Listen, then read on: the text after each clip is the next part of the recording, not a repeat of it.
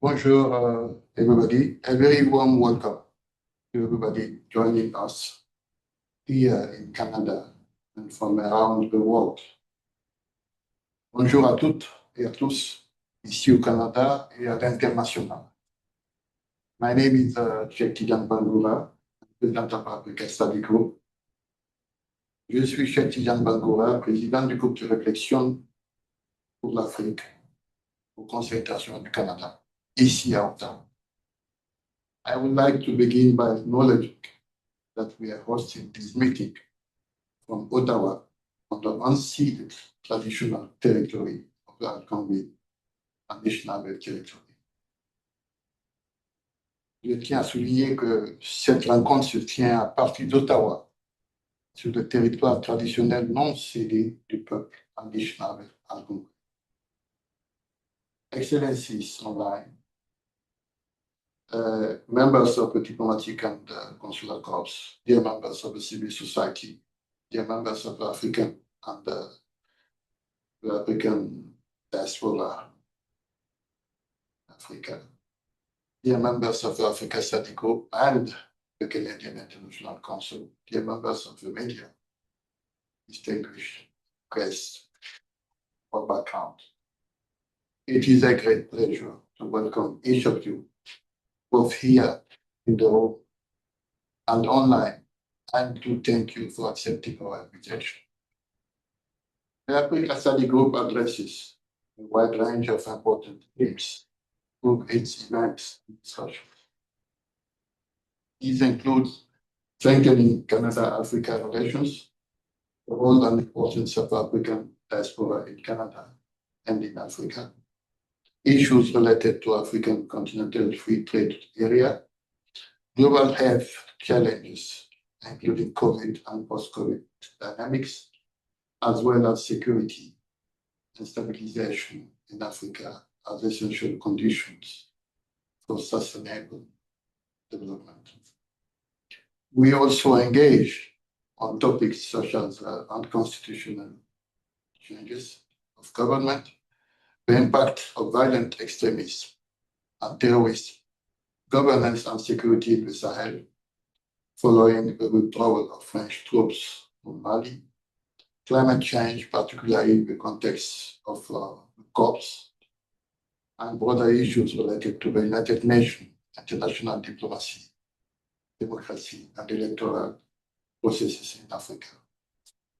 Today, we are delighted to welcome you to this hybrid webinar on critical minerals in Africa, les minéraux essentiels en Afrique.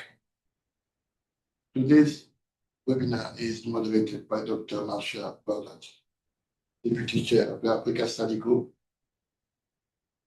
holding a PhD in political sciences from Columbia University. Dr. Burdett has had a distinguished academic career, followed by 25 years with Canada Ministry of Foreign Affairs.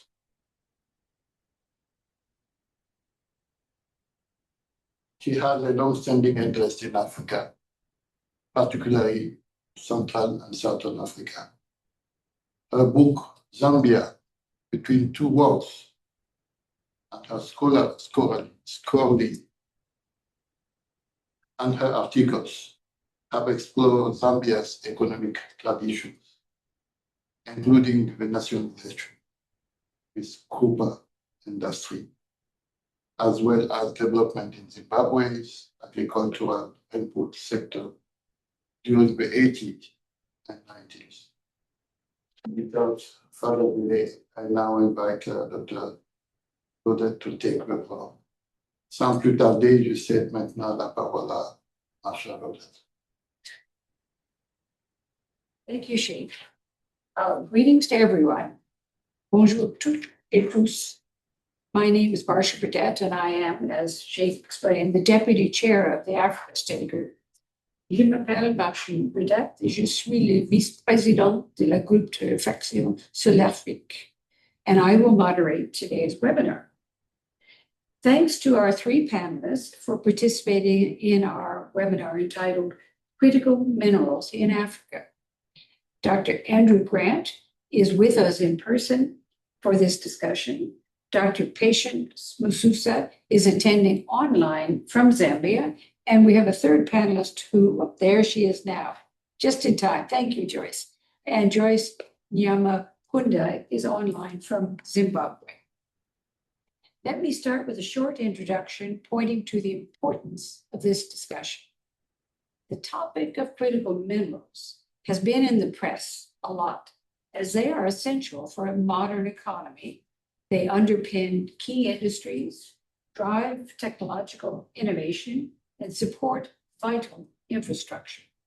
Now, many critical minerals are found across the African continent, with foreign companies controlling much of the extraction and processing.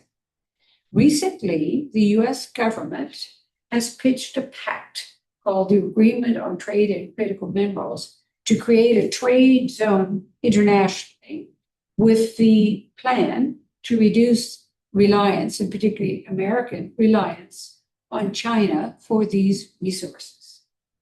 At the same time, many African countries are experiencing a wave of economic nationalism focused on mineral-rich areas and demanding mining regulation reforms associated with foreign mining companies.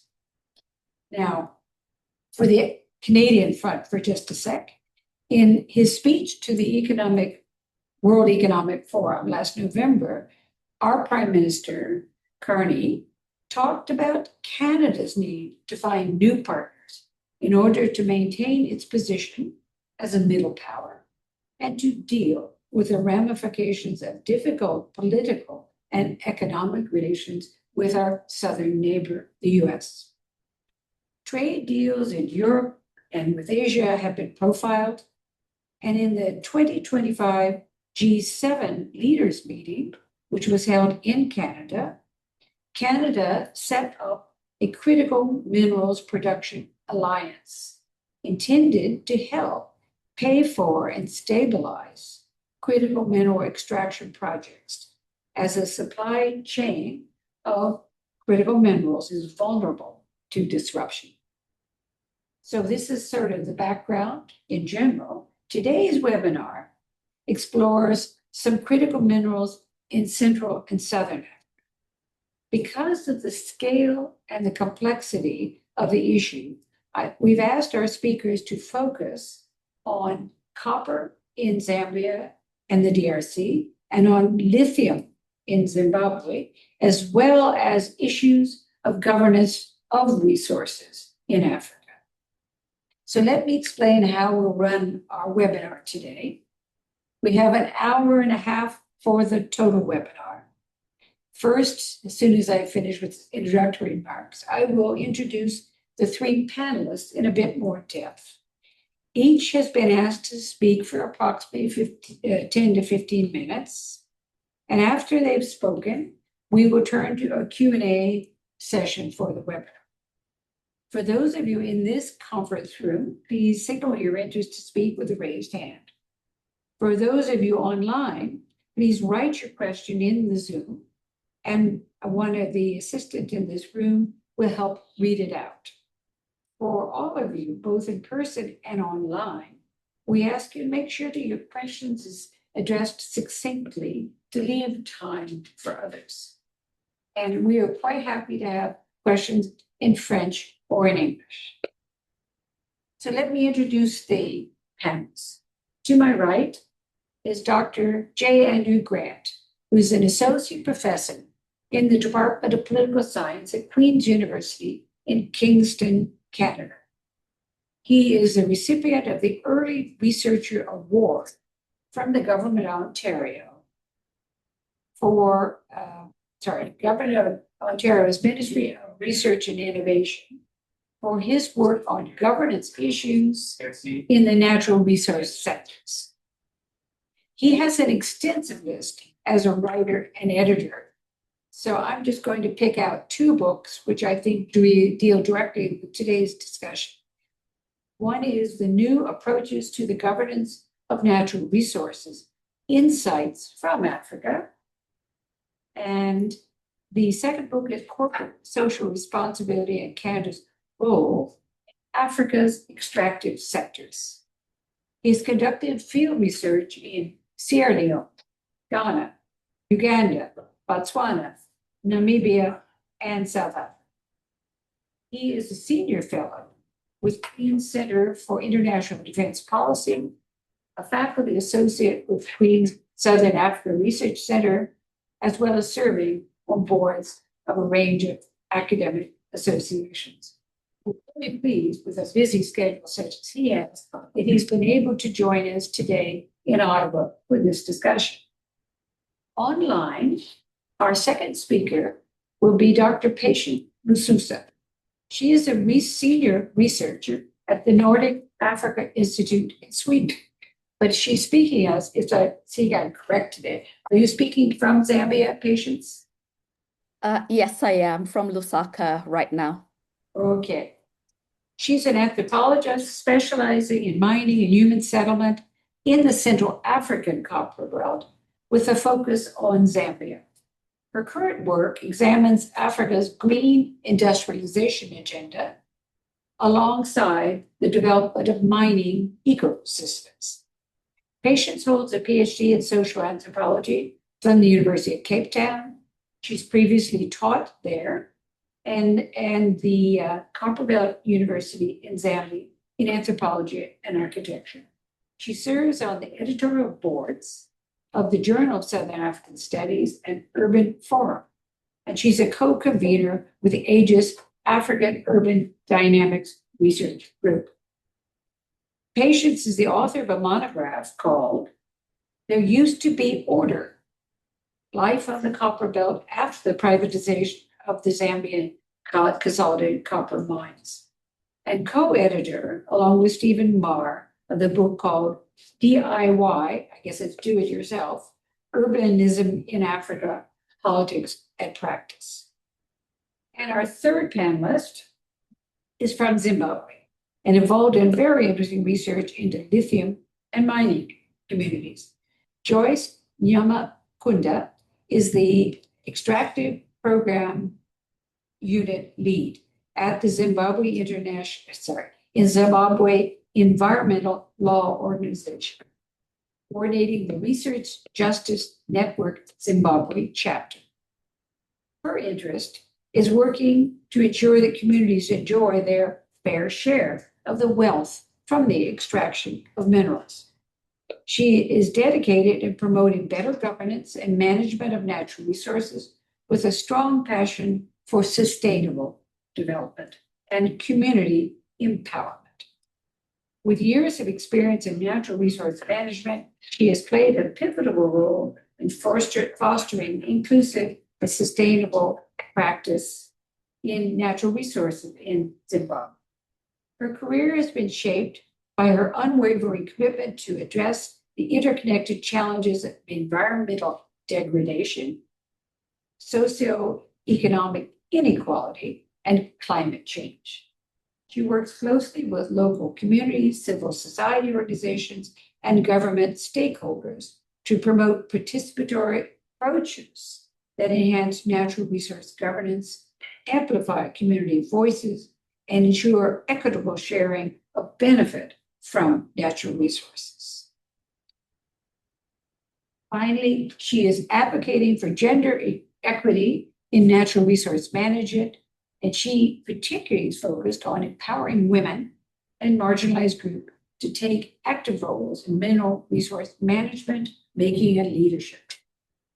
So without further ado, I'm going to turn to the first of our speakers, Dr. Andrew Grant. Yes. Just wanted to mention to your colleague that we have the presence of the ambassador of Zimbabwe. Welcome, Ambassador. Yes.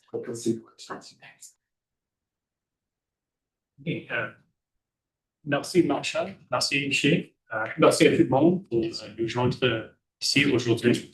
I'd like to begin with some key definitions to help set us off on the path into our discussion, and then move on to some of the considerations around supply chains as regards critical minerals. So first of all, critical minerals, what are they? Well, it's quite a broad definition, and truly it's how governments define them, right? Minerals that are critical or important or vital to their economies. This means that Canada's critical minerals are, their list is different from the US, from Australia, and so on.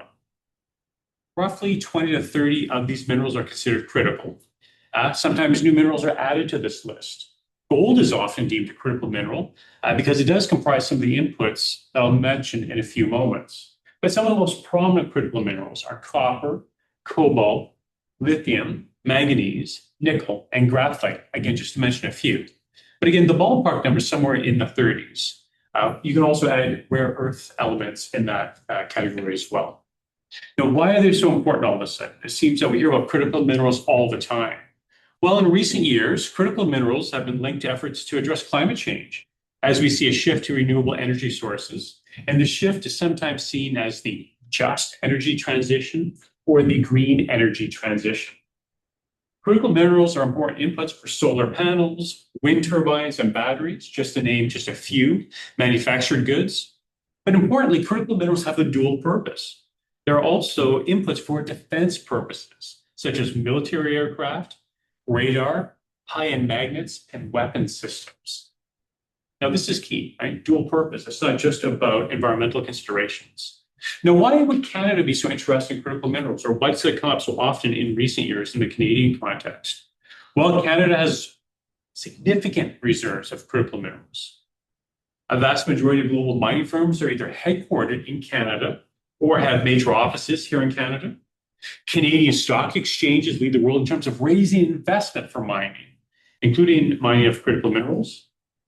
Canada is also a world leader when it comes to mining engineering and exploration. So a skill set of engineers, and you see them all across the globe working for mining companies in all corners of the world. And it's no exaggeration when you do hear often political leaders or even business leaders calling Canada a mining superpower. Last June, during the G7 meetings, and Marcia mentioned this a few moments ago, Canada set the Critical Minerals Production Alliance.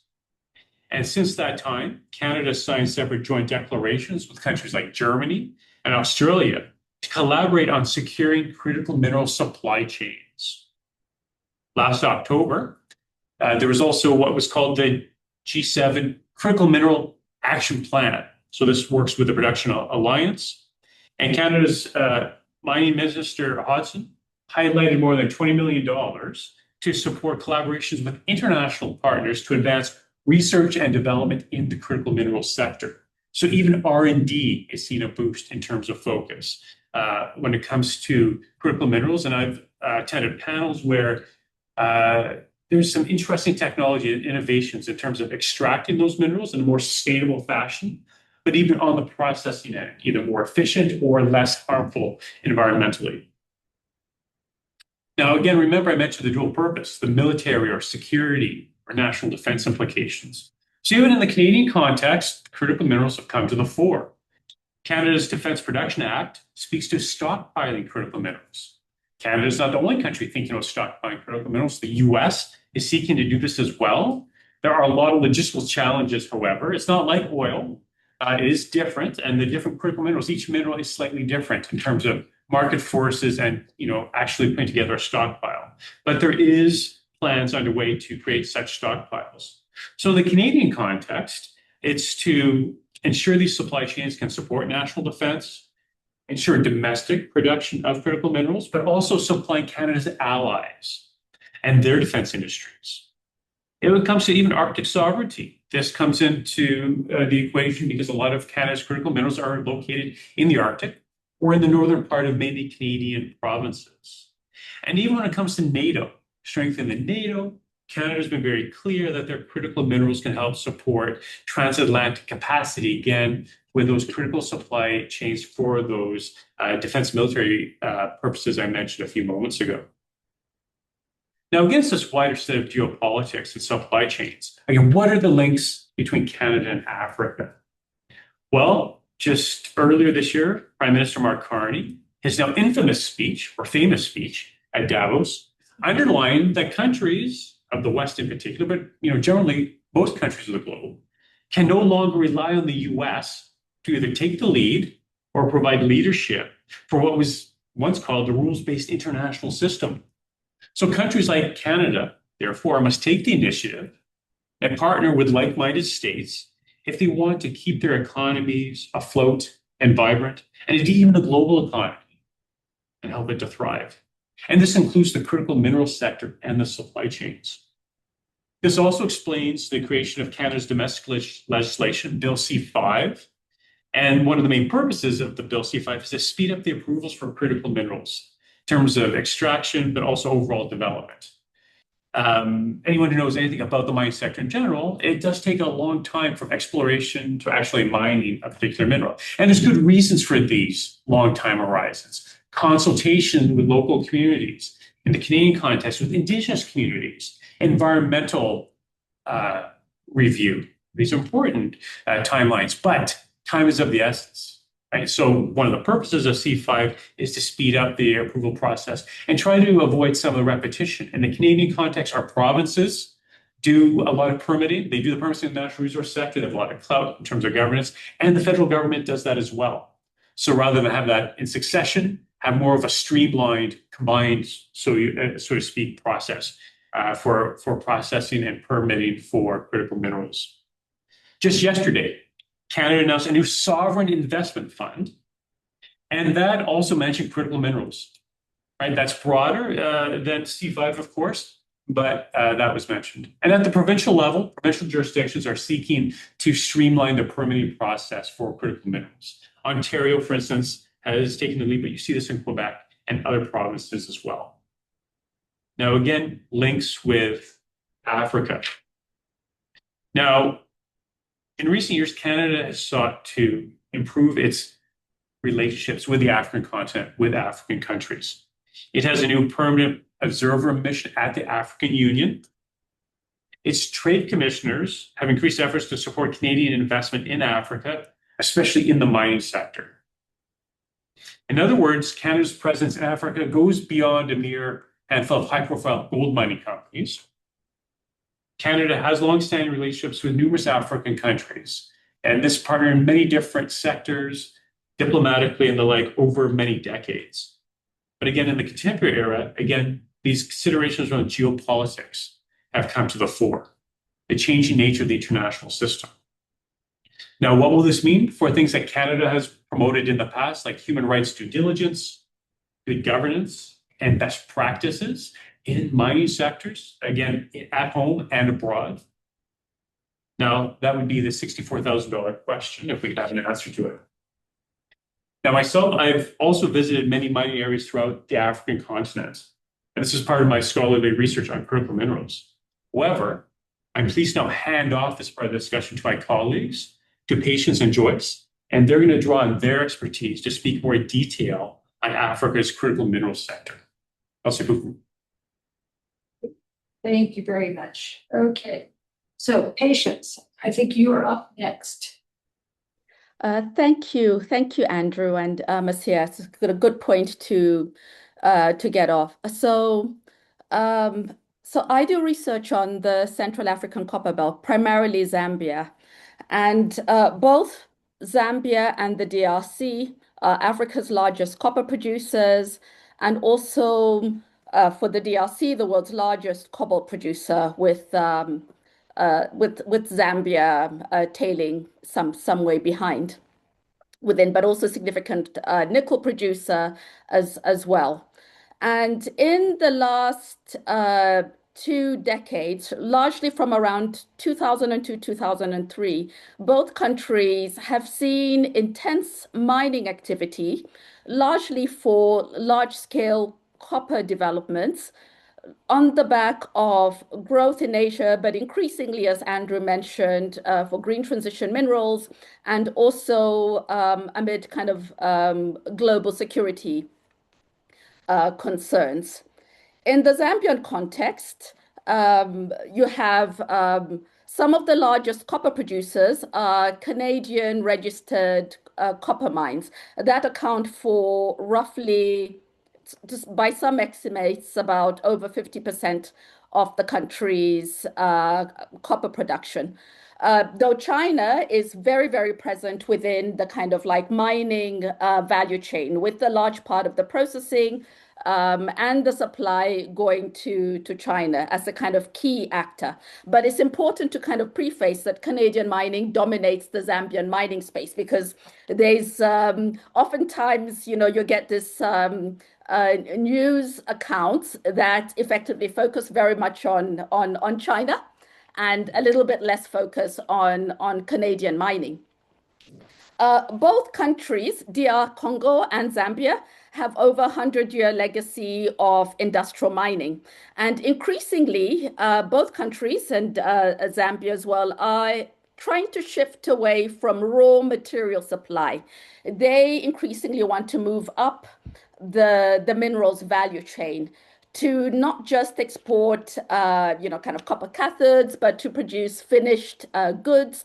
And in the DR Congo and Zambia's case, effectively beginning to kind of cooperate to produce cobalt, having plans to produce battery precursors. And why is this increasingly on the table? On the back of expanded mining within a context where you have an increasingly privatized mining landscape, there has been big discussion, both in Zambia and within the continent, about to what benefit is mining to communities and countries. And this is kind of largely linked to the huge significant impacts that mining has in terms of, large scale mining effectively entails forced relocation to pave way for mining. It entails biodiversity loss. And when mineral resources are not well managed, or when countries effectively give up significant concessions to attract foreign direct investment, it sometimes means a loss in revenue. And it's created tensions around, redistribution of revenue from the mining sector. This has been an ongoing debate in Zambia, which has seen over the last decade and a half, effectively multiple revisions to the mining taxation and regulatory framework. Oftentimes, kind of, it's been presented as national governments deciding more or less on their own to do so, but this has been largely as a result of grassroots pressure on redistribution, and largely also a comparison to when the mines had had adopted a kind of corporate welfare model, both from the 50s, but also particularly when the country's mines had a majority stake in the mining sector. And I cover some of that in the book that Marcia had introduced on There Used to Be Order in the mining sector. So increasingly, what is it that African countries such as Zambia, and what do they want? They want mineral-based industrialization to move up the value chain. They want to trade more with their neighbors and other countries and build integrated regional value chains. And COVID underscored the importance of this when those global supply disruptions. And they want to create decent jobs and provide energy infrastructure and effectively transform their economy. But there are some hurdles in this, and they're facing some challenges. So, for example, in some of the work that we've been conducting under the Africa Extractivism and Green Transition Project, the Zambia Association of Manufacturers, which represents several manufacturing entities in the country, have highlighted the difficulty of manufacturers, for example, for copper cabling and copper wire, a sector that is emerging. They've highlighted the difficulty of being able to kind of secure domestic supply. So while there's a kind of broader global discussion about securing mineral supply chains, there's a similar one that's happening at a domestic level in an attempt to effectively build up a local manufacturing and industrial base. And this has created several discussions from a policy context about how to ensure, for example, offtake agreements and others. And it's not yet settled, but these are some of the policy discussions that are ongoing. And then there is other challenges, for example, and hurdles, which is to do with that moving up the value chain requires effectively building technical and industrial skill. Years of austerity have effectively decimated in Zambia, have effectively decimated social spending in education and in higher education. And the country effectively needs to kind of mobilize resources. And this is quite similar with our neighboring country in the DRC. So there's very, very limited social spending. So even though there's been policies towards expanding primary and secondary education to make it free, the country will need to invest significantly in their research and innovation budgets and effectively integrate existing enterprises much more towards their ambition to move up the value chain.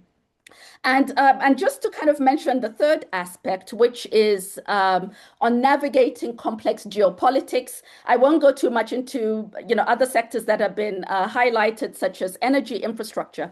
Is Zambia, like similar to other countries on the continent, have decided to adopt a pluralistic approach in economic diplomacy, mobilizing investment and partnerships to be able to transform the mineral sector, to be able to move up the value chain.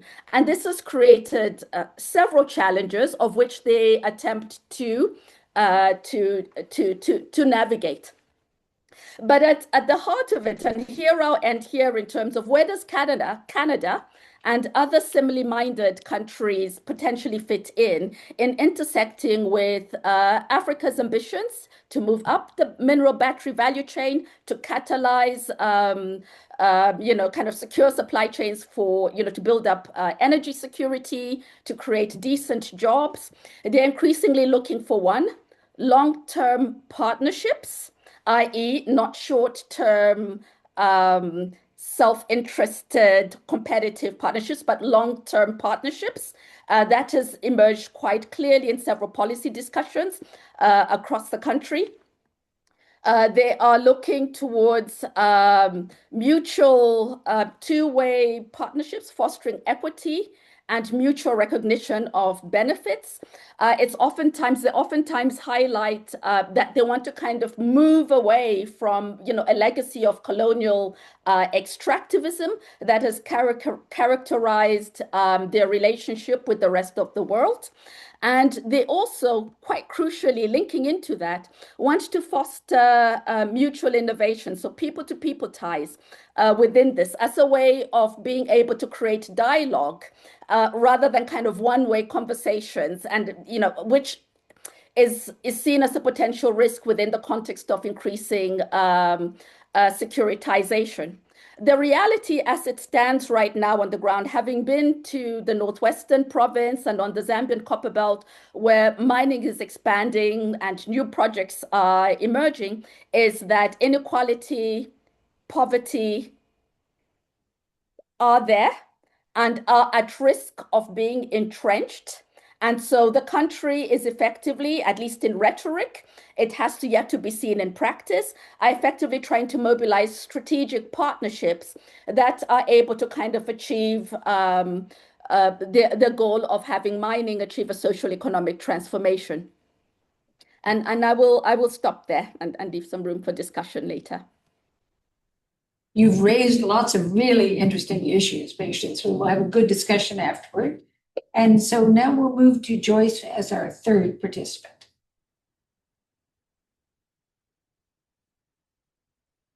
Thank you so much, and good morning, good afternoon, good evening to everyone within this webinar.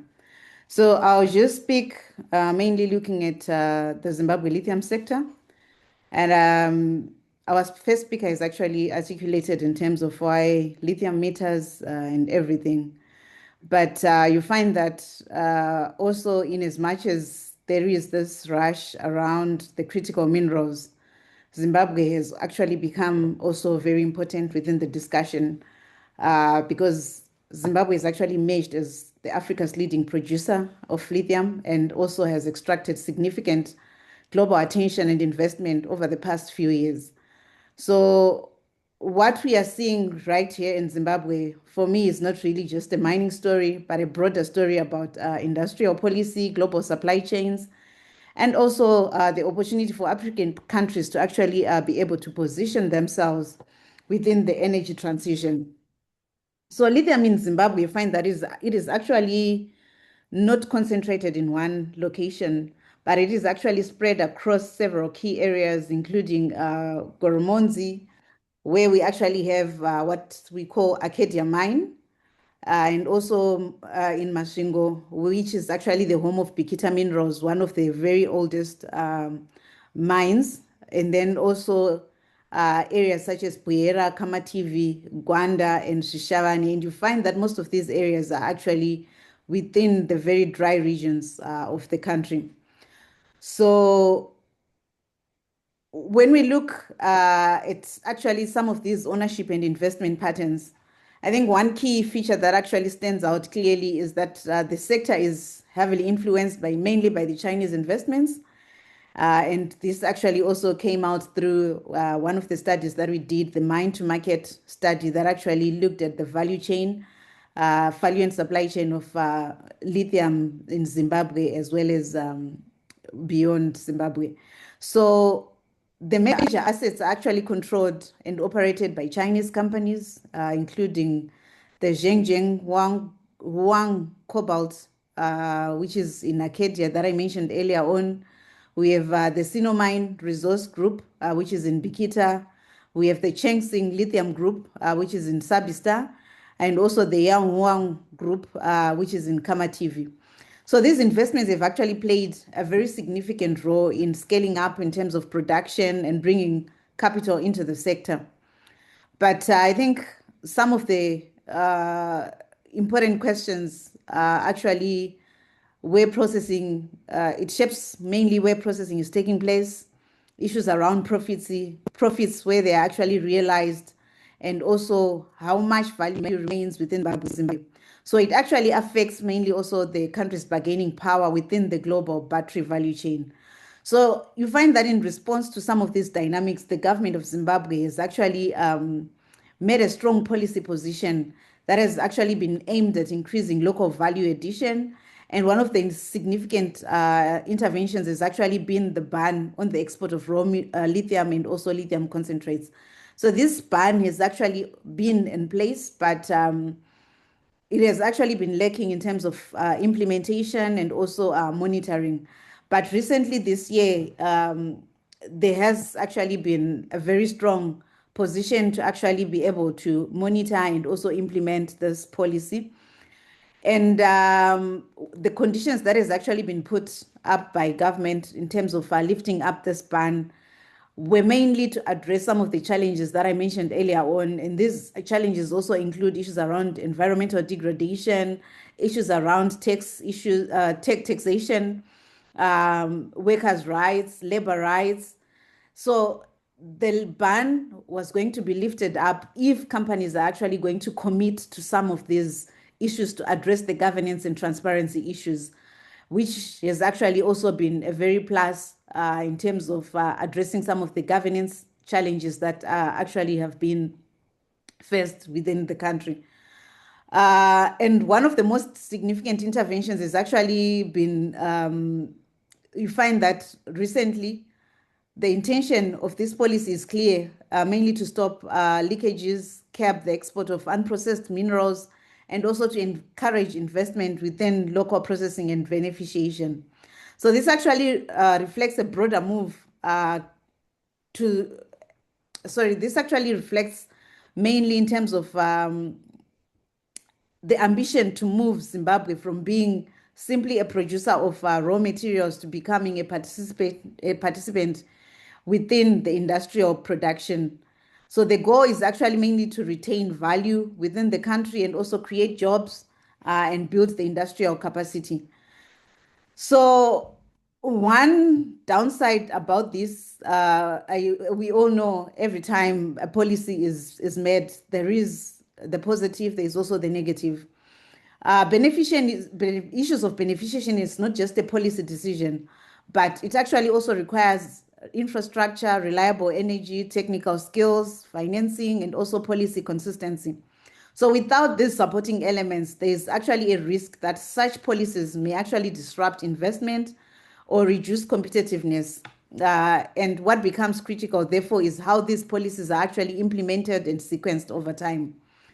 So there are already some encouraging signs. Zimbabwe has begun actually moving into intermediate processing, particularly through the development of lithium sulfate plants. This is also an important step because lithium sulfate is actually a processed product that actually sits further along the value chain compared to raw ore or concentrates. It actually also signals the beginning of industrialization within the lithium sector. So a few days ago, after this ban, one major move has actually been the export of sulfate from the one company that I mentioned earlier on, which is Prospect Lithium Zimbabwe, and which actually shows that it's possible and it can be done to move from just raw exports and actually process the lithium further to be able to get to maybe a stage where we'll actually have, in terms of the lithium battery production, because actually one of the things that we've actually been advocating for is to develop the roadmap that will actually lead us to having this kind of value addition, and what does it entail and how do we get there as a nation. So beyond policy and investment, one of the most critical questions we always put at the center is whether the communities are benefiting from this lithium boom. The reality on the ground suggests that benefits are not yet adequate or consistent at the present moment. So while lithium has actually brought investment and also activity into certain areas, many communities actually continue to face, in terms of some significant challenges that include issues of displacement, environmental degradation, water pollution, and also health concerns. And you find that this ban, for it to be lifted up, these were some of the things that the companies were supposed to commit to in terms of addressing some of these challenges.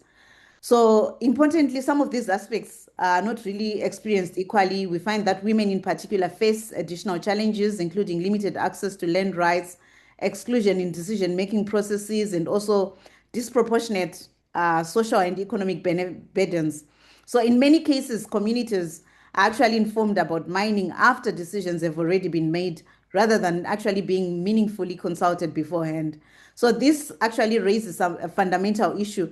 While lithium is often described globally as a green mineral, the experience at the local can actually be very different. And for community, the question actually becomes green for who?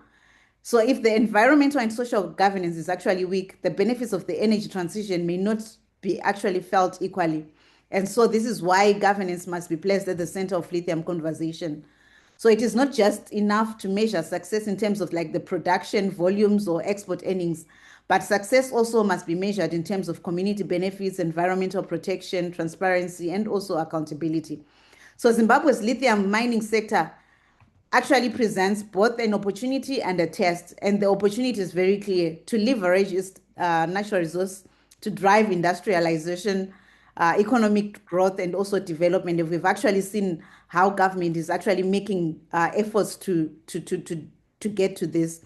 Because the test that is there is whether this can actually be done in a way that is inclusive, sustainable, and also benefit to the citizens. So the key question is not really whether Zimbabwe can mine lithium, but it has actually already demonstrated that capability. But the real question is whether we can transform these lithium resources into broader development outcomes, into jobs, revenue, and also industrial capacity, and improved livelihoods for its people, while at the same time safeguarding the environment and also respecting community well-being. So Zimbabwe's experience really reflects a wider African reality, and across the continent, countries rich in critical minerals are actually facing the same challenges: how to move from extraction to value creation, and how to ensure the benefits of these resources are shared fairly. Thank you. Thank you very much. So thank you to all three of our panelists. We find a lot of themes that have come out of all of the presentations, and certainly the drive to industrialization and a drive to benefit larger parts of the population from that move towards industrialization is an interesting one. And again, Andrew spoke about the Canadian critical mineral sector. I think in many ways the history of Canada is not far off in terms of having been an exporter of raw materials and to some degree semi-processed.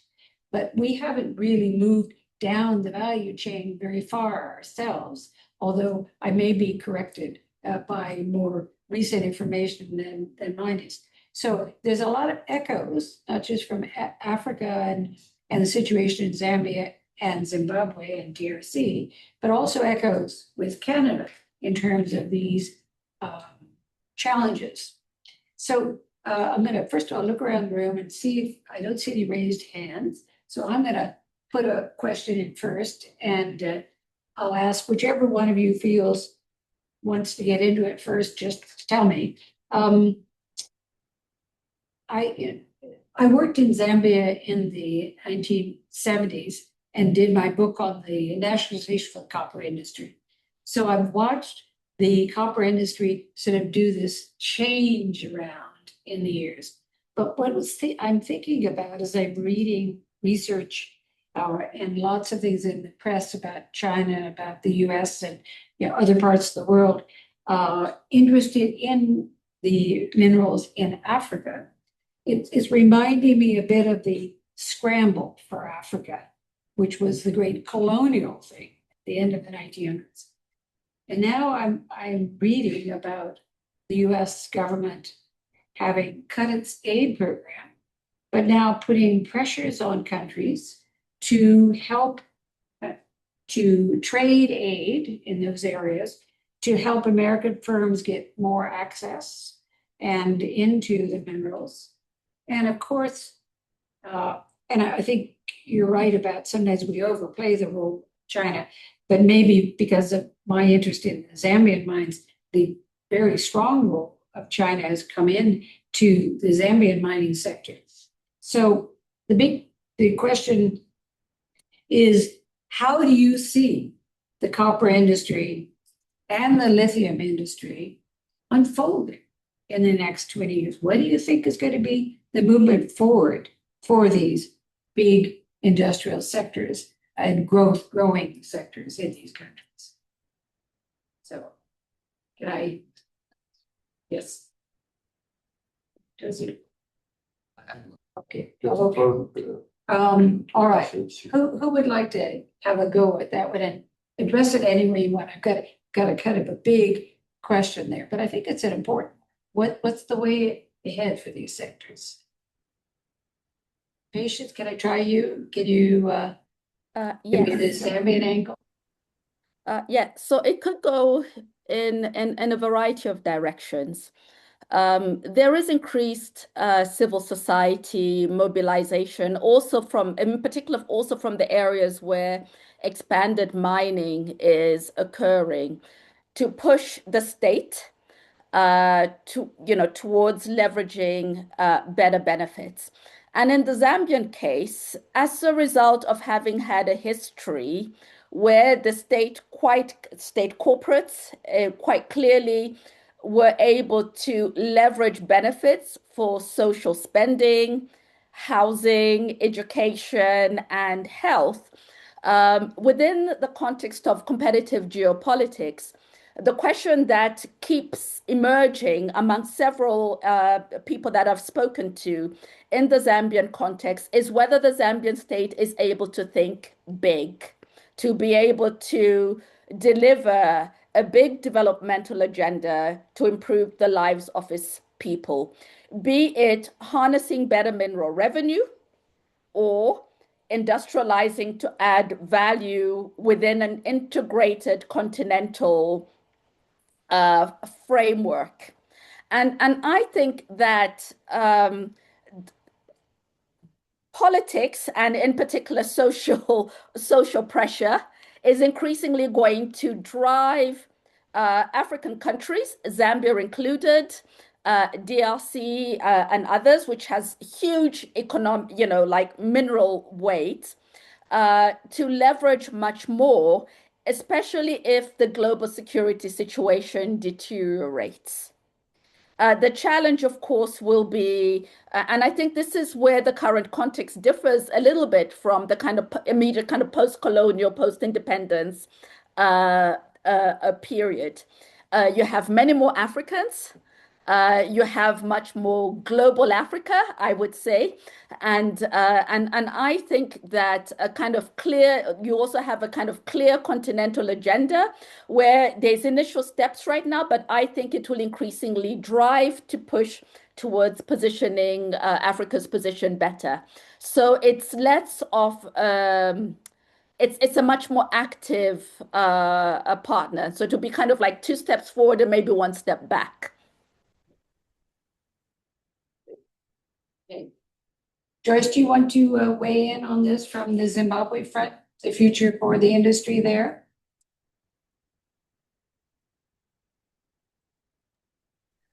Okay. I think my entry point would be just a quick one, but just to mention that you find that the future of it really, for me, it stems from how we address, firstly, around the governance issues.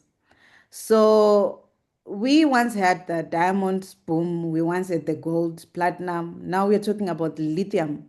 But you find that most of the issues that we've been grappling with from before are just the same as well as what we are grappling with now within this critical mineral transition era. So the future of it, in as much as we might have another boom again, what we just need to first deal with and work on is the governance side of it, of the minerals. For us, in our case, you find that we are working with an act of 1961, the Mines and Minerals Act of 1961, and some of the issues are not really addressed in terms of the kind of minerals we have, looking at issues around geological issues that still needs to be addressed. So we might have a number of these coming in, another wave may come in, another, mineral may actually also emerge. But once we are not able to deal with this, some kind of issues of the governance, the legal and policy reforms, the regulatory framework, it might be a bit of a challenge. Right now, we are coming up with these SIs, the bans. I know it's actually a good thing, but it's more of like you are attacking the issue from its belly, like you're trying to kill an animal and you're attacking from it, it from its belly. Why can't we address mainly first the underlying issues, which are the root causes of the issues, before we address some of those things that we are now seeing, which are more like the fruits of it. So we still need to address some of the underlying issues for us to be able to deal with the future of mining within some of these issues, and also some of the minerals that are coming up. Governance challenges address some of these investor issues that we are talking about. It's actually how you attract the investors and how you shy away the investors. Some investors right now are mostly into those countries where they are doing better in terms of governance, where they are doing better in terms of the environment for investment must be conducive. But when things are not really well, there are governance gaps, the regulatory frameworks are not really conducive, then it becomes a challenge. And that's why maybe at times there are some investors who are really risk takers and who really wants to just get in when there is chaos, and it becomes then what you attract and how things go in terms of like the future of mining within Africa, or also within Zimbabwe. Thank you. Thanks, Joyce. I'm going to turn to Andrew for a minute. He's going to say a few things, and then we're going to turn to some of the Q&As that are coming from our audience. Thank you very much. My reflections follow very nicely with some choices in particular. Now, Marcia mentioned 4 countries in her question, Zambia, Zimbabwe, Canada, and the US. And one thing I'd like to add to the equation, or one of the challenges, for thinking about supply chains or value chains, we think midstream and downstream. So midstream is the processing, and downstream are the goods that are produced or manufactured, your batteries, your solar panels, and the like. When we're talking about investors, how to provide the incentives, and this was discussed very well by Joyce, you have to translate that into persuading the actual companies who are going to do that work. So midstream are going to do the processing. And then again, how close is it to the downstream, to then actually taking those processed minerals and then in the manufacturing of those goods? And what's the expense? What's the price point? What are the efficiencies? And that's the challenge. Governments can only do so much to incentivize those firms to do processing in their borders, bringing in the expertise, the infrastructure. And again, what's the price point? Is it profitable enough, given the competition posed especially by China? But there's other countries that have similar initiatives. And so it's not just China you would be competing against. So again, that's going to be the challenge. How do you convince those investors, but especially translate it to those companies who are going to be doing the processing? I mean, how close are those to the downstream, to those manufactured goods? Is there pressure on the table? No? Yes. Okay. Yes. Yes. Thank you so much, dear panelists. It's a very good presentation. You mentioned the issue of security, the mineral wave of LDC, which is affecting actually the whole region. And the result of this process is also an issue of governance. What do you think? What are the perspectives in this area? And for the whole issues, what do you think, how Canada can eventually help?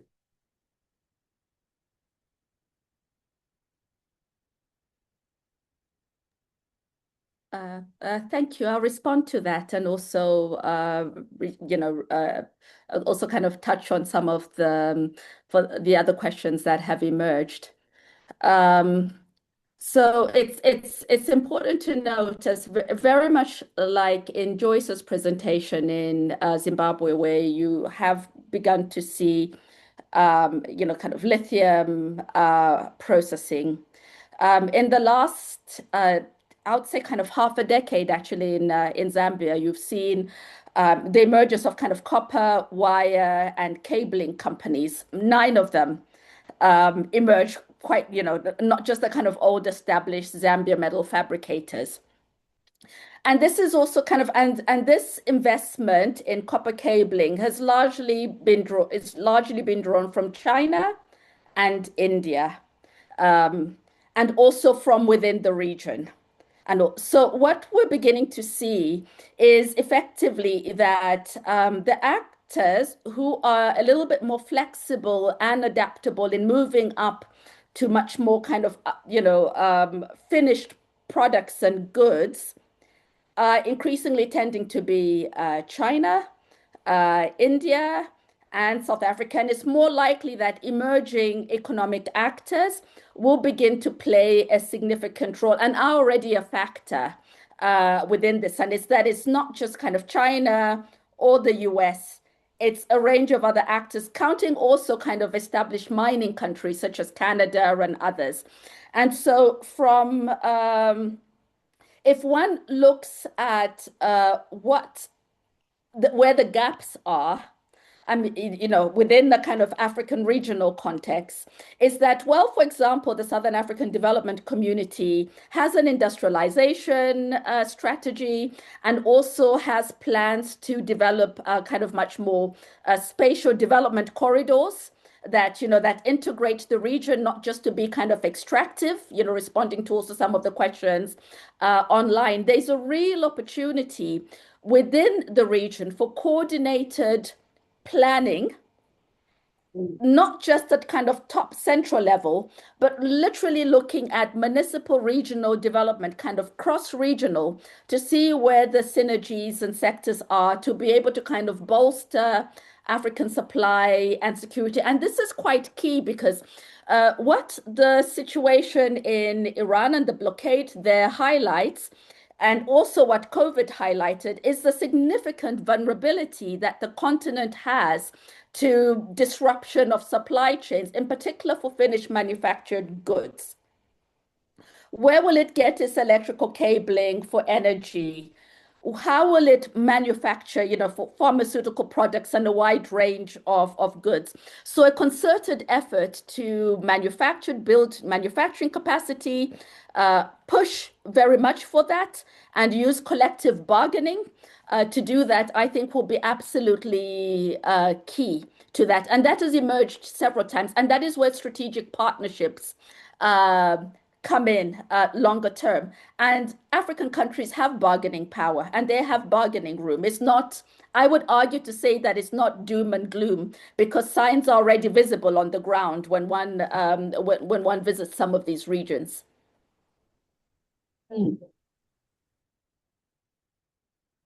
That's very interesting insight. Cameron, I'm going to ask you, you can see the questions we can't see. Could you read one of them for us on the Q&A? Yeah, of course. Just for people online, there is a Q&A function on this Zoom meeting. So if you want to ask questions, you can type them there.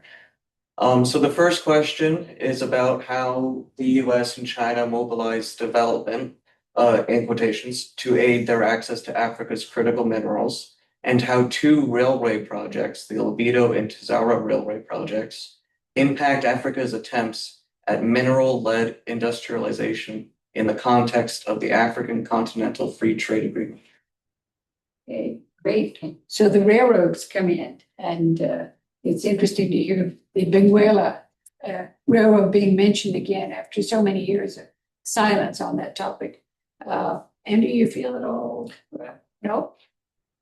I know that Zambia, certainly there's been active work in terms of relating to Kansanshi and connecting more through DRC as well, railroads. Patience, is there any, can you give us any insight into that area? I mean, it's interesting because part of the discussion is, as kind of a researcher being on the ground and looking at how the Tazara and the Lobito are being kind of mobilized or talked about. So the Tazara is an existing railway that needs to be rehabilitated. From a Zambian perspective, the Lobito would be a greenfield line that would connect heading out towards the Atlantic coast. There is very little information from a regional perspective in northwestern Zambia and on the Copper Belt as to what the plan looks like. Will there be stops through which, goods other than minerals will be able to be transported and shipped? That is a concern that emerges on the ground. What is the role of regional and municipal actors in the Lobito corridor in terms of being able to plan for that and interlink it into kind of integrated development planning that already exists on the ground? So there is discussion. So while the Tazara, people are quite clear about what will emerge, there's quite a lot of ambiguity and a lack of knowledge in the regions where the rail will pass, heading towards east. But it's positively received for two reasons. One, the prospect of being able to connect to Angola on the west side and integrate east to West Africa is really very much, it's kind of links in with kind of broader integration strategies for the continent. And two, the prospect of removing bulk goods, both mining inputs and outputs off the roads, from a kind of environmental management and cost perspective is also positively received. The big question is about how it integrates into broader ambitions for these trade corridors to be inclusive and integrate wider economic activities, bar just extraction. Yes, well, it's, again, the whole question of that network of railroads. And of course, I'm always thinking, Joyce, I'm thinking of Zimbabwe and the main links, of course, down through South Africa and a bit off to Mozambique. But one name that I don't hear that often in the investment world of mining in Zimbabwe, which surprises me, is I don't hear about South African firms or South African companies anywhere in the stages of this. And given that they're the biggest industrial end users of lithium batteries for that region, can you tell us a little bit about where they play into it, or if they play into lithium? Thank you. So when we did our mine to market study, what we established is that all the lithium that is being mined in Zimbabwe, its ultimate destination is China. So it either goes via Bridge border post, which passes through South Africa, so to the Durban port, and then it's shipped to South Africa, or it goes via Forbes border post, which is in Manicaland. It goes via Mozambique and then straight to China. So really, I think the only mineral that I know that has a destination in South Africa is platinum. That's where we have a little bit of processing and also that relationship between Zimbabwe and China. I mean, Zimbabwe and South Africa. But with regards to lithium, and actually we find, like you mentioned, South Africa is a bit also in making strides in terms of building the industry and also trying to come up with that the plans for lithium battery production. But for us at the moment, the main players are the Chinese, and the ultimate where actually everything is shipped to is China.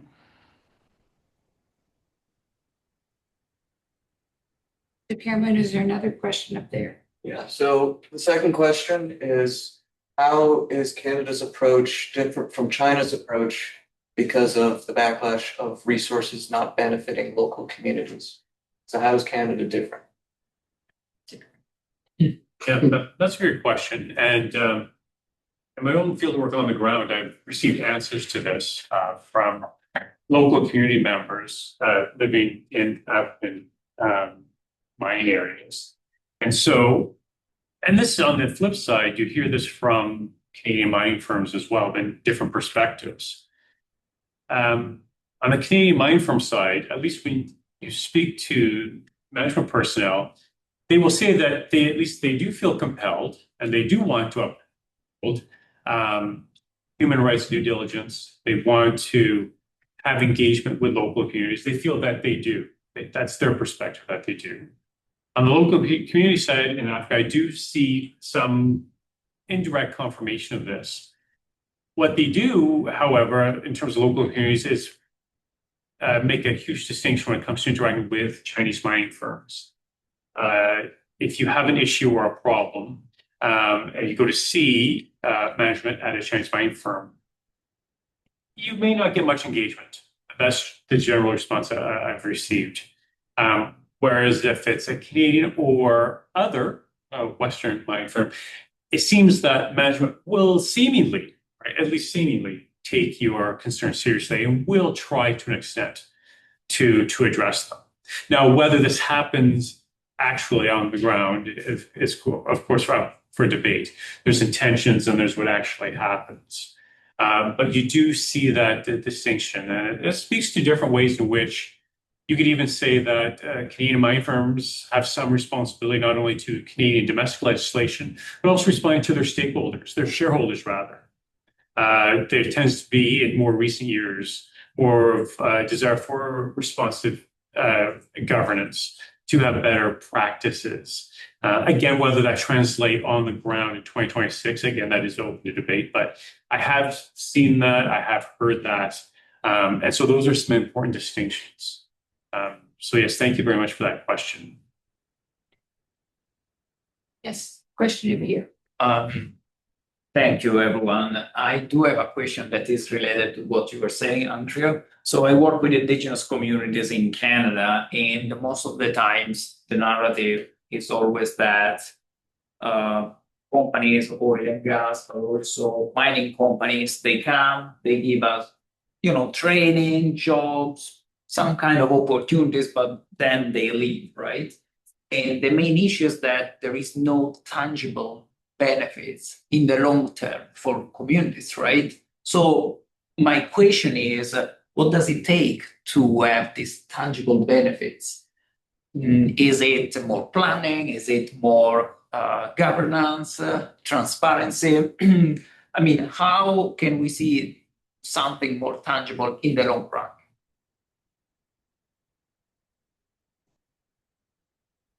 Do either of you want to answer that? Because I'm sure the communities in the countries you're dealing with would have similar complaints to what our gentleman is talking to about here in terms of local communities not feeling that they get enough in terms of long-term benefits from having mining, which has, as we know, some negative impacts environmentally and so on. Would one of you like to speak to that? I mean, I can respond to that. Also, just recently coming back from field work, what came up significantly is about a criticism of African governments and states pricing lower these particular commodity in view of the costs and the costs and impact on communities. And so this related actually to the question around a kind of bigger and broader developmental approach.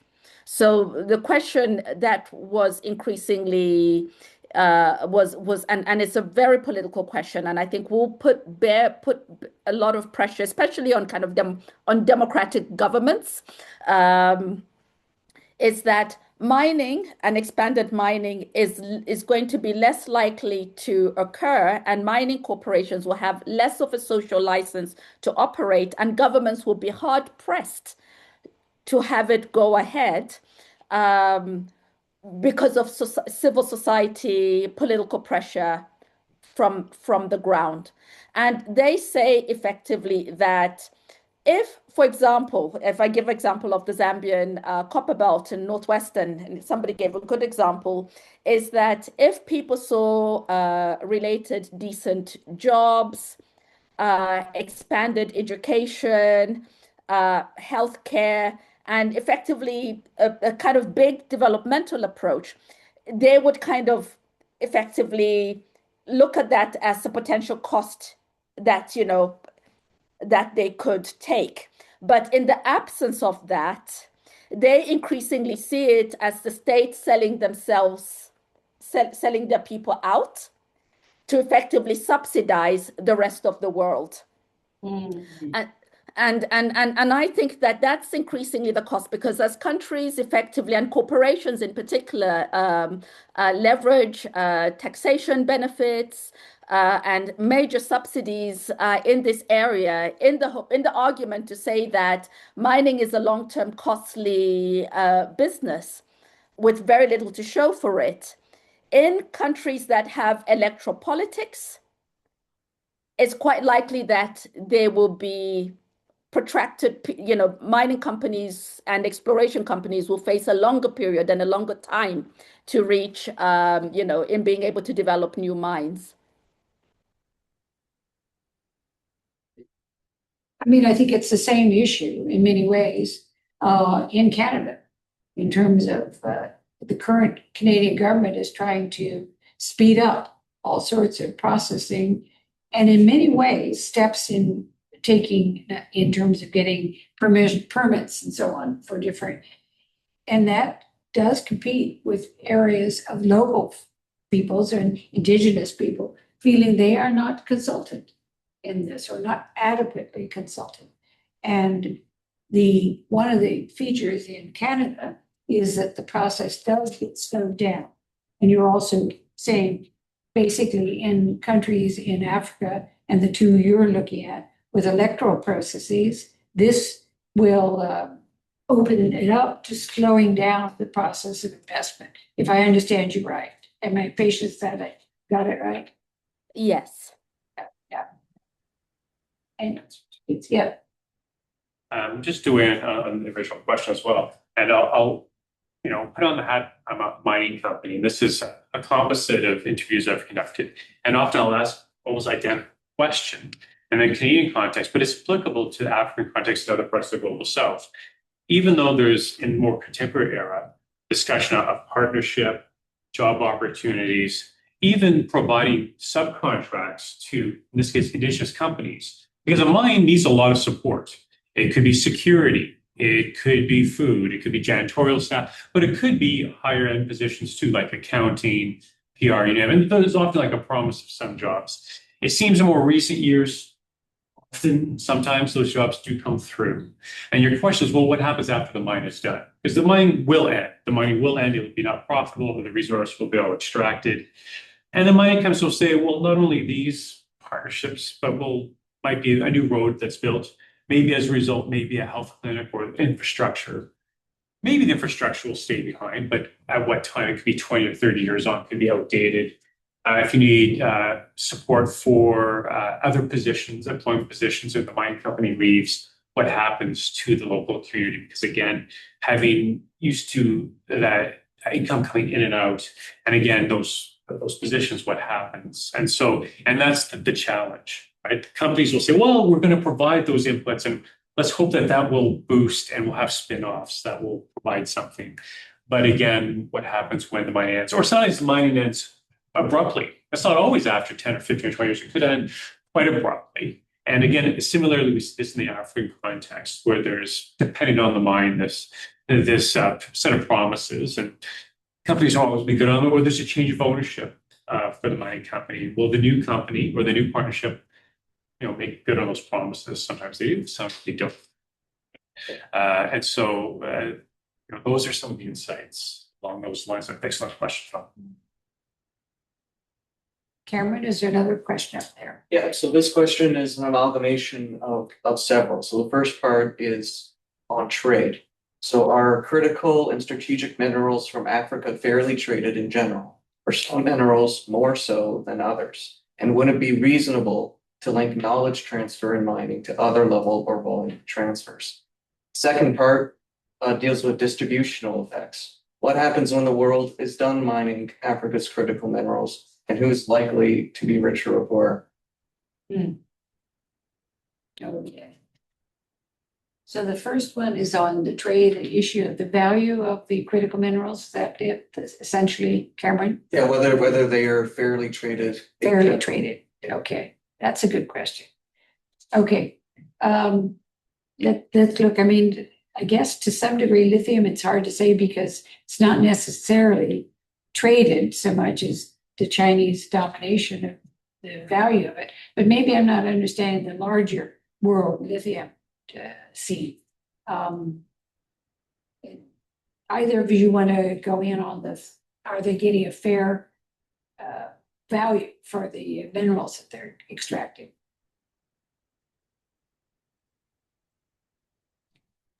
Joyce, you want to try this one, or Patience, how about you? Okay, maybe I may try. I'll just give an example of the experience we've just had recently, especially when the second ban was actually announced right here in Zimbabwe. So you find that most of the companies who have actually been extracting lithium have actually been under declaring some of the minerals that were actually found within what they were mining within the lithium concentrate ore.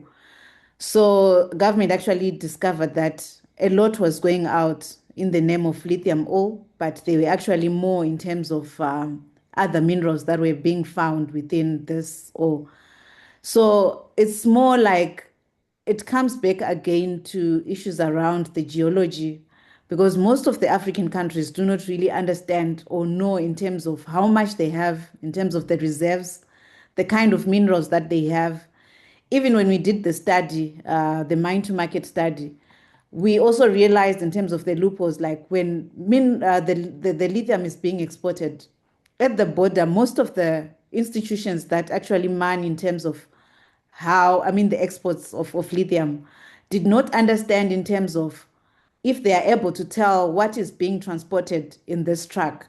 Is it lithium, or they don't understand in terms of what does it look like? What is the composition? They just process the paperwork and everything goes out.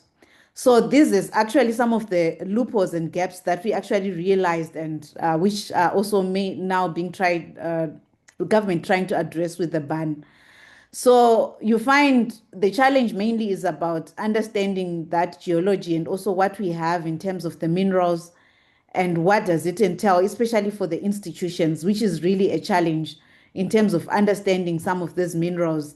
And then so it becomes now to say most of the investors may actually take advantage of this and be taking out more than we know, and also their taxes and everything that they pay back to the country, and what we have is actually under valued, because there's actually more to what we know and what also some of the officials actually know.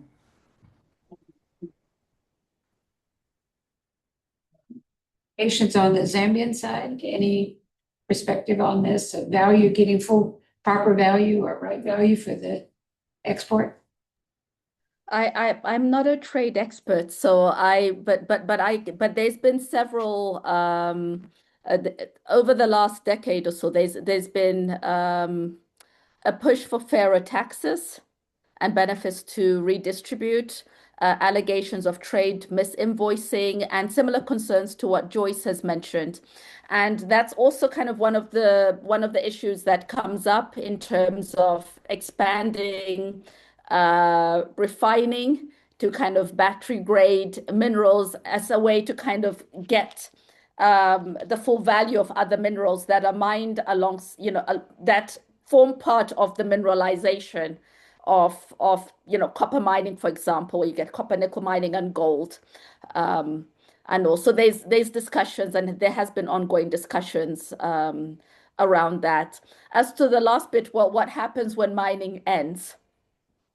And this is very much, in a context where you've had 100 years plus a little bit more of industrial mining, roughly about 100 years of industrial mining, with mines having been not properly closed, but effectively having stopped production.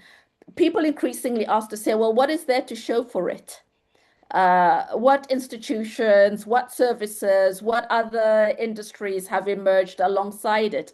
And I think there's an increasing discussion around that in the areas where expanded mining is happening, such as in Northwestern Province, where you have some of the large Canadian miners, with mine closure plans, they have mine closure plans. But there's a little bit of a kind of what you call a kind of speed or temporality challenge, because mining and extraction happens at a much more accelerated pace and at a much faster pace than the state is able to reap benefits and develop areas where extraction is happening. And that is what's catalyzed the discussion about, well, is the state requiring the state to be much more ambitious and to be much more aggressive in leveraging benefits for communities where extraction happens, to ensure that there is at least something to show for it, bar changed landscapes.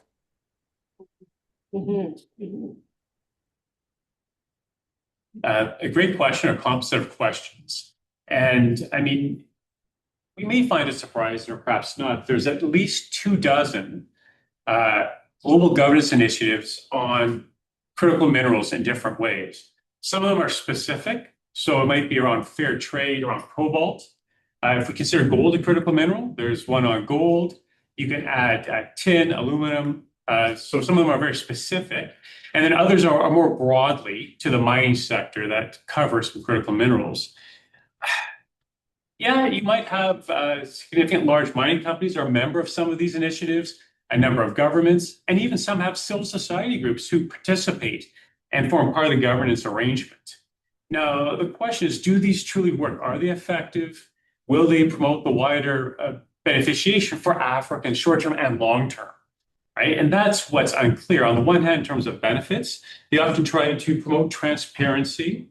They try to draw attention to challenges like child labor or environmental impact or conflict linked to these minerals, trying to translate local beneficiation. But on the other hand, many of these initiatives are voluntary. So companies can pull out of countries at any time. The penalties for non-compliance are murky or weak. And the third drawback is generally there is some skepticism, right, about these initiatives. Again, are they altruistic or are they just another way to maybe generate profits in a different way, a subtle way? So again, the advantages and drawbacks here. And I mean, these are all relatively new, so time will tell whether or not they would be effective, but we can see some of the doubt that observers may have, despite that there are some positive elements to all these initiatives. Again, I think it's reasonable to be skeptical about, especially their long-term benefits for Africa more generally. Just a quick question. Who would be driving these initiatives? Who would be behind them? Who's driving initiatives? Well, you know, in some ways, consumers are more aware than they once were about the challenges around mining and different minerals. So on the one hand, it could be, as sometimes it is, consumers, especially things like gold, because again, it has that jewelry element. It's not just about the more practical aspects. When people think about what are the components of their laptops and phones, there's more awareness now than there once was. So in part, you will hear the response that consumers are driving this. Above that, also investors, right? You have ethical investing is now something that some investors are keen to support, and that's something that's relatively new. So ethical investors. You could also say there's been the rise of transnational norms around these best practices that have evolved over the years. So that might be driving it as well. And you do have some sincerity. Some large companies, they want their supply chains to be more ethical, like your Apples and your BMWs and the like. Now, again, you might say that what does ethical supply chains mean? But there is a demand along those lines. And I have seen this in interviews that have had this revealed to me that there is a demand side for it. On the flip side, too, you know, mining companies want to put this best face forward. They want to show that their supply chains aren't full of conflict-prone aspects. Governments, too, they're afraid of a boycott, a consumer boycott. What if consumers said no more cobalt? Right? There's countries that would be hit significantly by that. And then civil society organizations, they do want positive outputs along these lines. They do want human rights to be respected. They do want sustainable development for people in local communities and producer countries. They do want that. So they might see these initiatives as a way to maybe slowly gain some progress. Again, promoting transparency, these other desirable norms. Yes, it's slow going. So even civil society, they have an interest in promoting these different initiatives. Great, thank you. So folks, I think we're coming towards the end of the time for our webinar. First of all, I want to thank very much the panelists, Joyce and Patience. Thank you very much from being up late to attend from your part of the world to us in the early afternoon here. And Andrew, thank you very much for coming here. Thank you for the people who were able to attend the session today. And I'm going to turn over to Sheikh, who's just going to tell you a little bit about a few upcoming things and webinars to be organized by Africa Study Group. Merci, Marsha, pour votre excellente modération. Comme toujours, c'est très apprécié parce que vous avez la possibilité de mettre votre connaissance et votre expérience dans les discussions, ce qui fait une différence. Et c'est très apprécié. Nous n'en avons pas beaucoup d'experts qui ont été en Afrique et qui ont écrit des livres pour les Africains en matière de bonne gouvernance. Vous en avez fait le cas et il faut le noter. Il faut le noter. Je voudrais profiter de l'occasion pour inviter les autres experts dans ce domaine à aider, à transférer leur expérience africaine dans le problème de la gouvernance des minéraux en Afrique. Thank you so much, On behalf of the Africa Study Group, I'm repeating what Marsha said. I would like to extend our sincere thanks to our distinguished, to our panelists for their insightful presentation. Thank you so much, Excellency Cecile, for your presence. We have the presence of the Executive Director of African Trade Desk, Susan. Thank you for being here. Dr. Andrew, Dr. Patience, Mrs. Joyce, again, thank you very much. Please note that this session has been recorded and will be made available on our YouTube. Before closing, I got some emails on our on the email address of the Africa Study Group. We will continue this.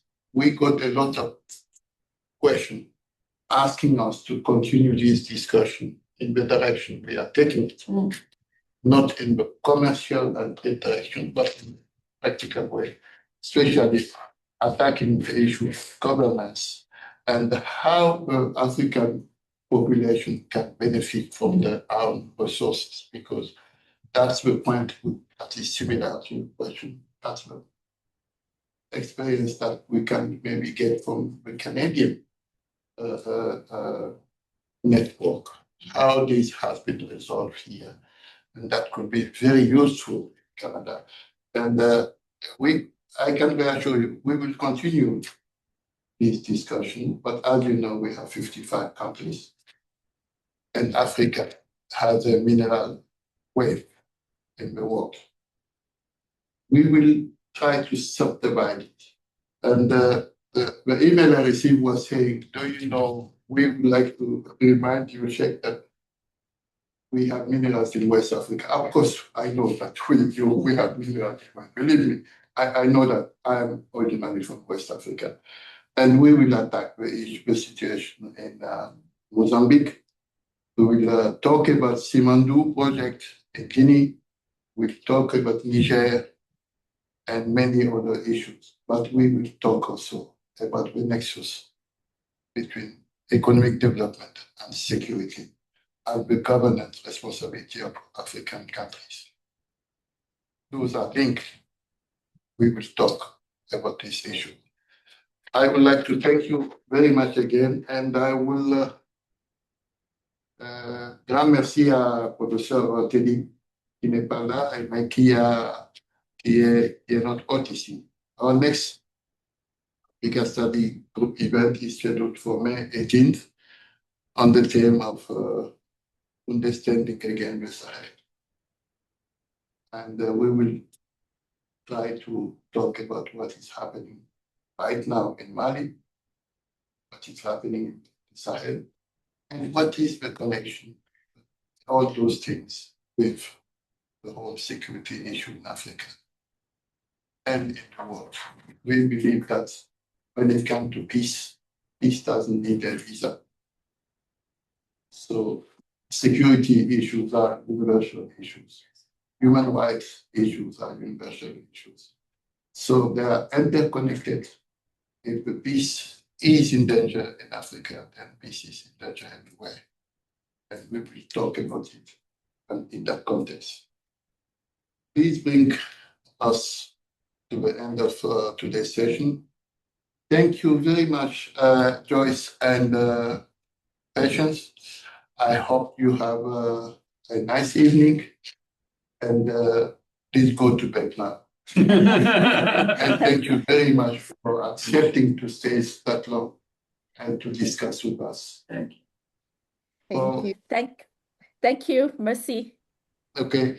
I wish you all good health, and depending on where you are, a very good morning, afternoon, or evening.